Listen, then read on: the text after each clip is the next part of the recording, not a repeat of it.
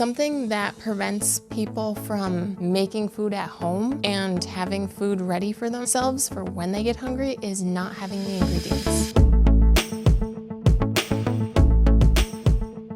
An important part of being healthy is eating well. And an important part of eating well is meal planning. So, how does one go about meal planning? Now, this can be a little more difficult for some and a little easier for others. So there's an easy route you can take. You can order through a food service, so like Factor, HelloFresh, and then you don't really have to think about going to the grocery store. You don't have to do research on what recipes you want to make. You can just go and they have options for you to pick. Now, for me, and I want to say for a majority of people, you're going to be making food for yourself. I have never been the best at meal planning, but it's something that I've started to do more because I've noticed the impact that it has on how well I eat. And when I eat well, I feel well. And when I feel well, just the rest of my days, the rest of my weeks, it makes it better.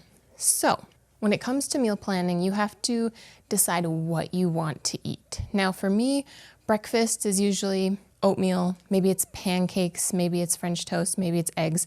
It's not something that I have to put a lot of effort into making sure I have the right ingredients, just because naturally I keep those ingredients in my pantry. So when I go to the grocery store, I check my pantry, I make sure I have oatmeal, whatever add-ins I want for my oatmeal, eggs, flour and all the ingredients for pancakes, maple syrup, butter, maybe some bread for toast to go along with eggs. That's kind of it. So that's pretty plain and simple. Those are pretty basic pantry items that people will have. And I'll usually put like dried fruit, nut butters, honey, cinnamon, chia seeds in my oatmeal. And so those are just things that I have in my pantry all the time. It's kind of like milk, eggs, bread. Those are kind of like traditional staples that people always keep in their house, at least for me. Now, when it comes to lunches and dinners, that's where I have to be a little more strategic. So I'm not a big sandwich person, so I'm not like, oh, it's just easy, I'll just get deli meats and some cheese and maybe some veggies and some bread for a sandwich, and then maybe whatever veggies, crackers, chips, fruit for a side. What I've found works for me personally, cooking normally for just one person, is actually making like a dinner meal and then taking those leftovers or having those leftovers for lunch. So how do I decide what I want to make? It's taken years. It hasn't taken years. Over the years, since I'm someone who does cook, I've found recipes that I like. And it's not just recipes that I like recipes that are easy to make and quick to make. If you're just starting out, it may take a little more time and effort for you to go seek out new recipes, make the recipes, see if you like them. And if you don't, it's starting the process over again of trying new recipes. Even to this day, I still try new recipes, but when in doubt, I have some staple recipes that I will make. Sheet pan chicken fajitas, and I can eat those over rice or in tortillas. You could do tacos. You can do Korean beef over rice with broccoli. You can do just a stir fry over rice, so a ton of veggies. And you can add steak, shrimp, chicken. You can do a whole bunch of sheet pan meals where it's a protein, a veggie or two, and like potatoes or sweet potatoes, where it's super easy to prep. You just chop up all of your ingredients, you toss them in oil and seasonings, you put them on a baking sheet, and you just bake it. So super simple.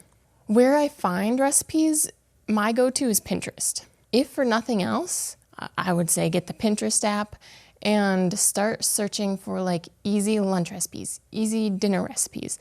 And what I like about Pinterest is people eat with their eyes, and Pinterest shows you like pictures, and that's what grabs my attention of, ooh, does that look good enough for me to actually go in, see what it's about, what ingredients would I need, how long would it take to make, sort of thing. And then I can save them on my Pinterest board. So that's my recommendation for if you're looking for new recipes or you don't know where to start, go to Pinterest. Now, becoming a master meal planner is going to take you a little bit of time. Maybe you'll catch on real quick and it'll just be bada bing, bada boom, and you're ready to go. For me, it's still a weekly battle, and I've cooked a ton of different recipes over the years, and I still find myself like, what am I gonna make? But I also have to remind myself, I don't have to try new recipes all the time. I've made delicious, quick recipes before, and I can make them again. So one that I made just a couple weeks ago was creamy mushroom stroganoff. I wanted to bring in more plant-based food, but I wanted something like really savory and delicious and really just satisfying. And so I went with creamy mushroom stroganoff. And honestly, it took a half hour. Like going into it, I thought it was going to take a lot longer than it actually did, even though I've made the recipe before, but it was quick. And then I am someone who is okay with leftovers. And I think if you can become someone who's okay with leftovers, it's going to make your life a lot easier. Now, don't get me wrong. Some foods aren't as great as leftovers. Some foods don't last very long as leftovers, but there are a lot of recipes that you can make that transition well into leftovers. So you decide you want to start meal planning, you get out a recipe book, or you get a recipe box, or you go on Pinterest and you start looking for 30-minute dinner meals, dinner ideas, and you just start saving a whole bunch of recipes. For me, cooking for one person, I like to keep at least one batch of a recipe in my fridge per week. 2 is better because I can switch it up. I don't have to have the same thing for lunch and dinner every single day. So say I make creamy mushroom stroganoff. So I make the stroganoff, I make a batch of noodles to go with it, and then I make Korean beef with broccoli and rice. Both of those meals are 30 to 45 minutes from start to finish, as long as you have all the ingredients. And then they make, for me, at least 4 servings per batch. That takes me through most of the week. And maybe you're someone who goes out every Friday night or something, so maybe that would be perfect for you.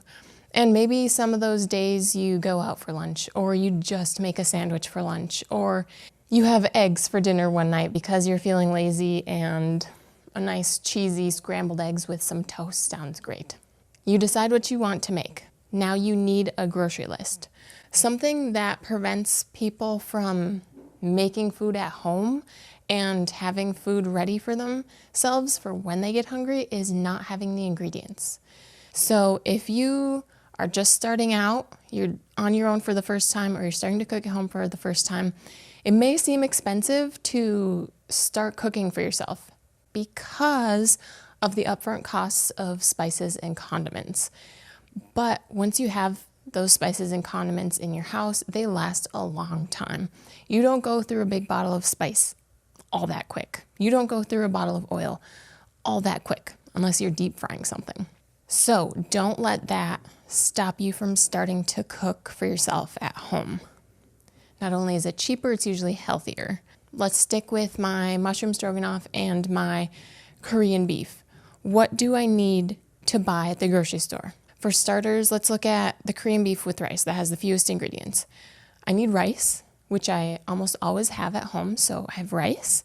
And then I need broccoli. One hack for meal planning, meal prepping, having food in your pantry ready to make a recipe: frozen veggies. Frozen veggies, you need to keep them. Keep them on hand. Broccoli, corn, peas, carrots, a bag of stir-fry veggies. I love bags of stir-fry veggies because I can just toss them in a pan with some oil, season them up, put on some dressing, some soy sauce, whatever, and serve it over rice. Super simple. Add a protein if you want. Also, frozen veggies are great because they keep in your freezer. You don't have to worry about like, oh, I have to use this before it goes bad. Just pop them in the freezer. So make sure I have broccoli. Make sure I have a pound of ground beef, ground turkey, whatever I want to use. And then I need to know the sauce to make for the Korean beef. I know I need soy sauce, I need brown sugar, I need sesame oil, I need crushed red pepper, I need garlic. I think that's it. Okay, do I have all of these ingredients? And then make your list. Okay, I need to pick up this, I need to pick up this, I need to pick up this. And then you can garnish that dish with sesame seeds and or green onion. So, I don't have any green onion, so I'm gonna put that on my list. Then going over to creamy mushroom stroganoff. So mushrooms, I know I need, the recipe calls for 1.5 pounds of mushrooms. The original creamy mushroom stroganoff recipe that I use calls for cremini mushrooms. Now, I don't have those. They're not super common for me to find where I live, just where I go to the grocery store, but I always can find button mushrooms. So as you cook for yourself, you'll find ways where you can swap in ingredients, like, I can't make this because I don't have this. But could you make it with just substituting in a different ingredient? So I need 1.5 pounds of button mushrooms. All right. Then I need sour cream for the sauce. I need some Dijon mustard. I need some beef broth, which I'm just going to use the beef bouillon or beef stock base that I have. And then I need some dried thyme. I need a little bit of salt. I need a little bit of pepper. Noodles. I need noodles to serve it over. Okay, what do I have in my pantry? I don't have this. I don't have this. I'll put it on my grocery list. Okay, we have 2 meals for the week. We know what we have in the pantry. We know what we need to grab at the grocery store. All right, great. Now, you just have to bring yourself to the grocery store and pick up what you need, and then you will be ready to cook and have food at home. So what is the point of meal planning, meal prepping?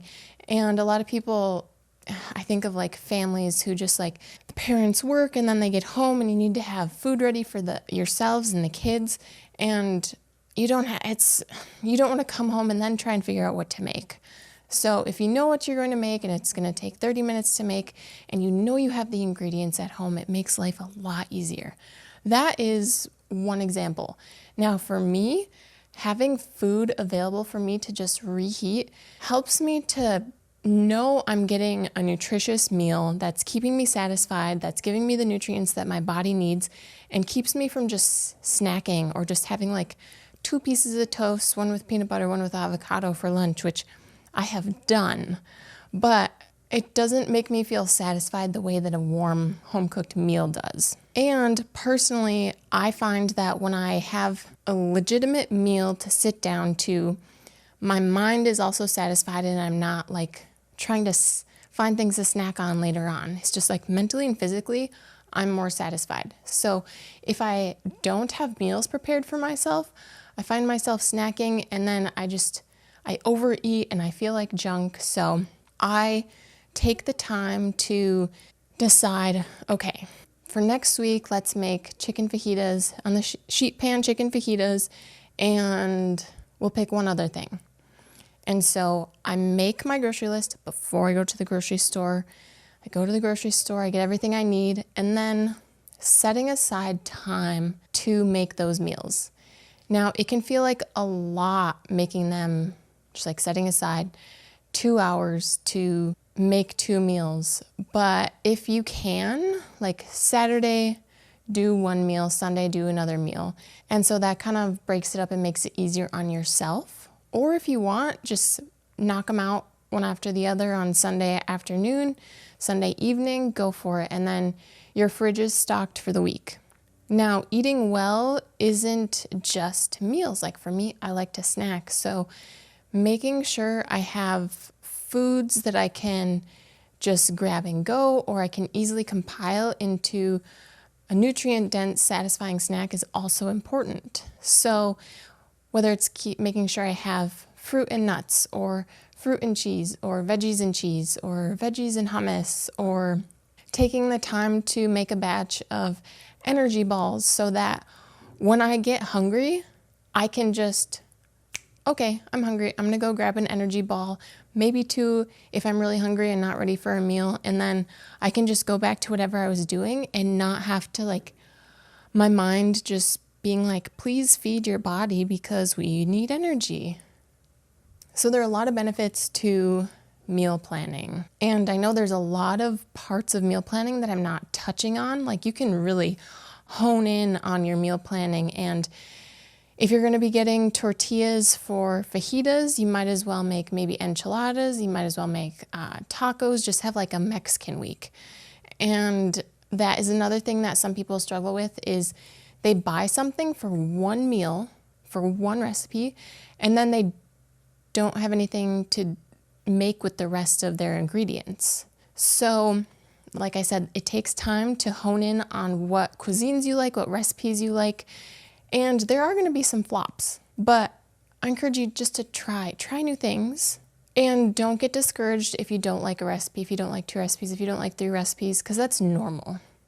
But if you're listening to this, I'm sure that you already know what kind of foods you like.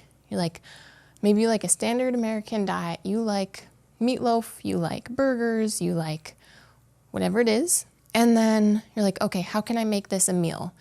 So you have your protein, your meatloaf, your burger, and then you have your bun, maybe some baked fries for your burger, and then maybe you get salad ingredients to make a salad. And then maybe with your meatloaf, you have mashed potatoes, because that's classic.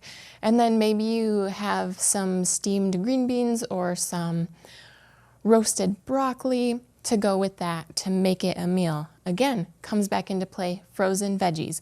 I always keep them on hand because I always like to incorporate a veggie in with my lunch, in with my dinner, to get those greens, those veggies, those nutrients that I know my body needs and thrives off of. Now, meal planning, it's okay if it's hard to get into for you. It's okay if you didn't plan well for 1 week and you're just kind of like scrounging and you're trying to make stuff up as the week goes. Some things I like to keep on hand for those weeks where I was lazy or I didn't have time and I didn't make maybe a second meal, or I didn't make even one meal over the weekend that could feed me through the week. I like to keep tortillas on hand along with cheese and like spinach, maybe mushrooms, onions, and I'll make an easy veggie quesadilla. Or I always like to keep rice and pasta on hand, and I can make, like I said, stir-fry veggies over rice. I can make pasta with a red sauce and maybe some frozen meatballs. Potatoes are great to keep on hand to make baked fries, whether it's russet potatoes or sweet potatoes. And my diet, I think, is pretty Americanized, and I would like to branch out a little bit into other cuisines, but this is just where I'm at right now. And so I expect the meals that you make are going to be different. Maybe you like to smoke meat, so you make a smoked brisket and you use that throughout the week for dinner, you have the brisket with sides, and then you have brisket tacos, and then you have a brisket panini, and then you have a brisket quesadilla, and then you have some brisket over a nice salad. You can take your proteins are great for that. You make one batch of protein, one batch of meat, whatever you want to make, and then you can use it in a whole bunch of different dishes. Or an easy pulled pork recipe for me is just buying some pork butt, some pork shoulder, popping it in the crock pot with a little salt, a little pepper, a little water, some barbecue sauce over the top, and let that go low and slow in the crock pot all day. Once it's done, I can pull it and I can eat it right away, and then I can freeze it. Some recipes you'll be able to just freeze. And then this is not an area of meal prep, of meal planning that I have ventured into, is freezer meals. Sometimes you cook them and freeze them. Sometimes you just prep all of the ingredients in a gallon Ziploc bag, and then once you're ready, you just pop it into a crock pot. There's a whole world of that, and I'm sure you can Google it, but also on Pinterest, you can just search freezer meals, and a ton of people share recipes about that. So the world of Pinterest is your recipe oyster. So in summary, let's go over my basics of meal planning, deciding on recipes that you're going to try or that you know that you like tacos. Tacos are pretty easy. I'm sure there are some recipes that you grew up with or that you've made yourself that you know you like. Make a list of them.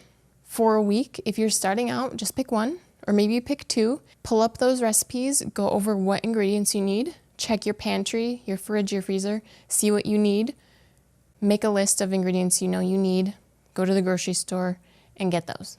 And then set aside time over the weekend, an evening during the week to make one of those recipes. Not only are you making it for the next few days or so, but also You can eat it that night. So think of it as like I'm just making dinner for tonight, but I know I'm gonna have leftovers that I can eat throughout the week. Then if you have a lot of leftovers, you can freeze them, or if not, you're just gonna end up eating them.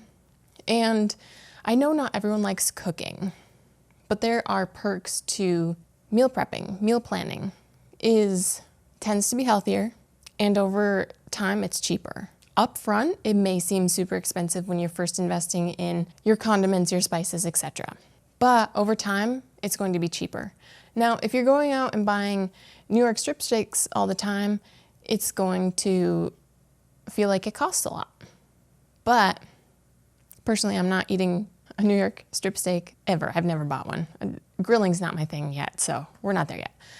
Then don't forget to buy snacks. Maybe you're not a snacker. I am a snacker. Pick up your yogurt. Pick up your fruit, nuts, cheese, pretzels, hummus, veggies, if I didn't say veggies, ingredients to make energy balls. I say energy balls because I've been making them a lot, and they're great because they're like an inch in diameter. You make them, you pop them in the fridge, and then you have a dozen or 2 dozen that are ready to go. They last you a week or two, depending on how often you want them. They satisfy the sweet tooth for me, but also there's a lot of nutrients in there that nourish my body also. So we want to make sure we are nourishing our body, helps keep us satisfied and healthy.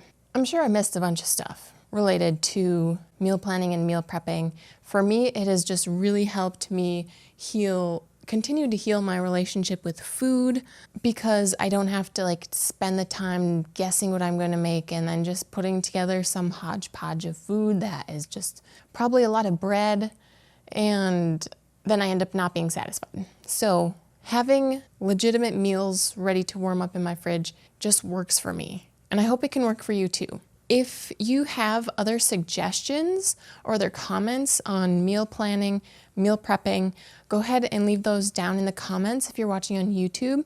I'm sure it would be helpful for others.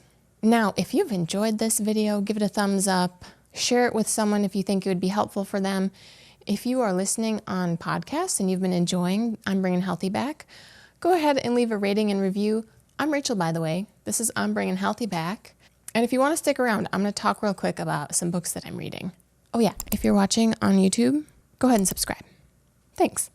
Okay, so if you have watched previous episodes, you know that I've been reading The Secret Life of Bees. Now, I have finished it, finally. I really enjoyed it. In the book world, I've learned that we give a rating out of 5. I would give a 4 out of 5 for this. I found it humorous. It's not something that I would have expected to enjoy.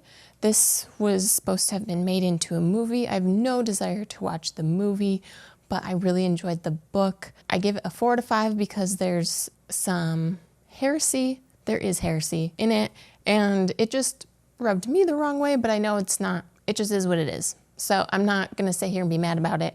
It's just, I didn't care for it. But summer vibes, 1960, reintegration from segregation is just starting to happen. It's told from a 14-year-old's perspective. White girl who runs away is living with 4 black women, and the drama of life, and yeah, did enjoy. Then if you've been watching, you will also know that I've been reading Agatha Christie's The Big Four. Now, I have 3 chapters left. So this will get finished this weekend. It's a Friday when I'm recording this episode. This will get finished this weekend.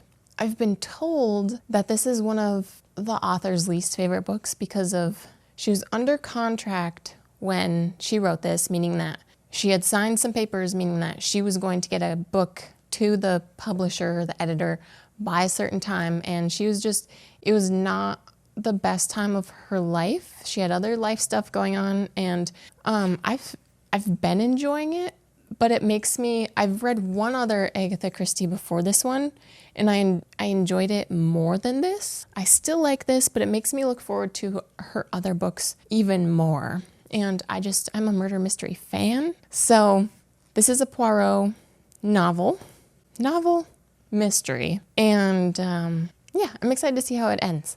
And then since I finished The Secret Life of Bees, I wanted to start another book.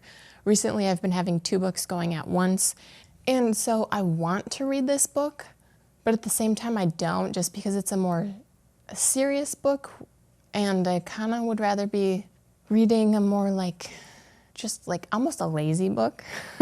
But this is where we're at. So I've started reading The Pilgrim's Progress, and it's just a classic. And so I started reading it over the weekend, and I'm only about 24 pages in, but it's kind of written. This was written in the 1600s, and so you have a little bit of an Old English style writing, Old English words being used. I know that's not the best way to say it, but so it's a little slower to read, but I think it's going to be a very important book, and I think it's going to be as a follower of Jesus, this is going to be a very important book, encouraging book. I don't know. Have you read this? Let me know if you have. I think it's one of those books that if I would have had to read for school, I would not have enjoyed it, because I didn't enjoy any books that we had to read for school because we had to read them for school, and then you had to write about them for school. And so I think that I will enjoy reading this. It's just going to take me a little while to read it because it's pretty dense. So those are the current reads. I don't know when this video is going to go up. Next week is the 4th of July. Happy Independence Day to my Americans. Be safe. Even if you're watching this afterwards, stay safe. Thanks so much for listening if you've listened this far. If you missed last week's episode, go ahead and click here on screen. If you are listening on podcast, I will leave that link down below, and I will see you guys there.